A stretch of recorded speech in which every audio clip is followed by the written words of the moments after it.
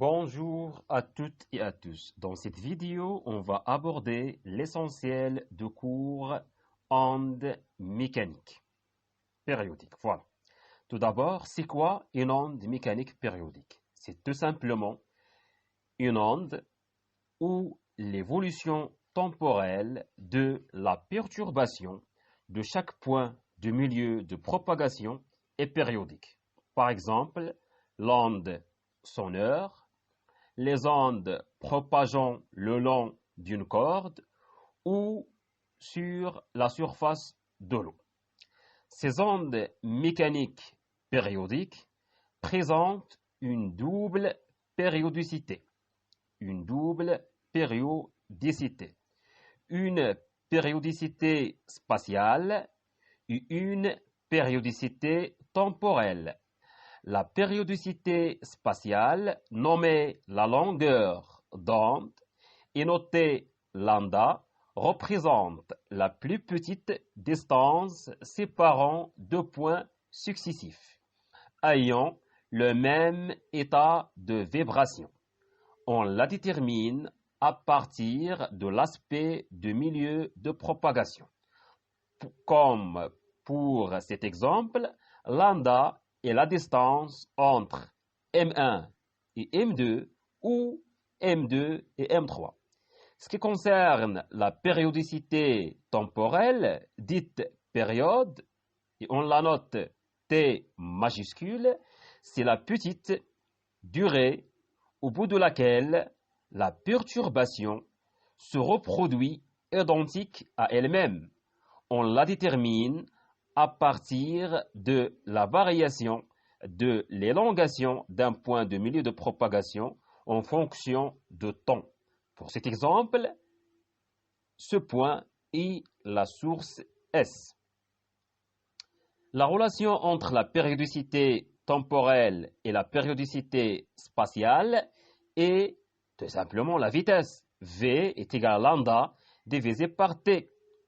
Sachant que T, c'est la période, lambda, c'est la longueur d'onde, et V, c'est la vitesse.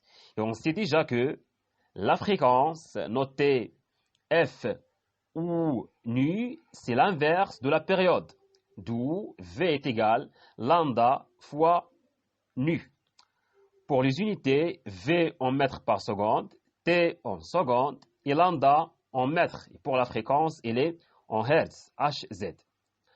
La notion de retard temporel existe toujours pour les ondes mécaniques périodiques, mais dans la plupart des situations, ne le détermine à partir d'un oscillogramme, sachant que tau est le nombre de divisions, tau c'est le retard temporel, c'est le nombre de divisions multiplié par la sensibilité horizontale.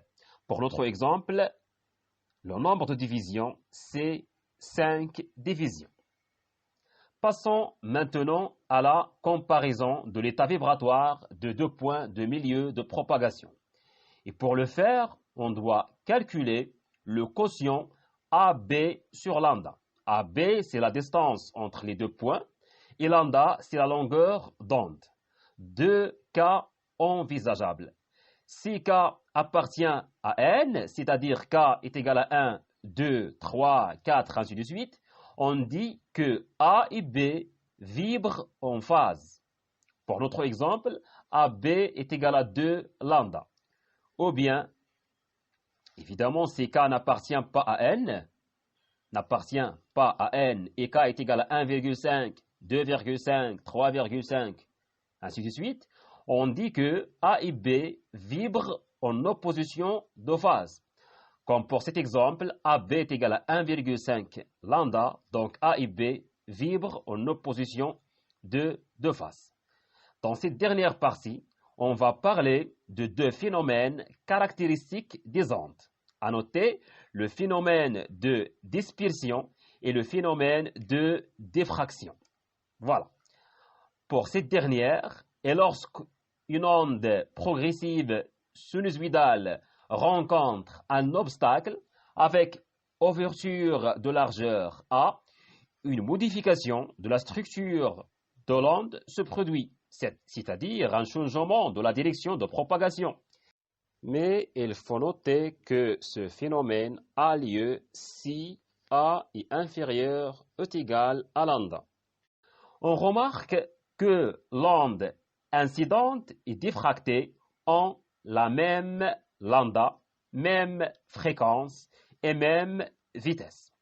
Et pour la dispersion, on parle surtout d'un milieu dispersif, si la vitesse de propagation de l'onde dans ce milieu dépend de sa fréquence, comme par exemple la surface de l'eau. Voilà, c'est la fin de cette vidéo. Si vous aimez cette vidéo, n'hésitez pas de la partager avec vos amis et me mettre un gros pouce bleu.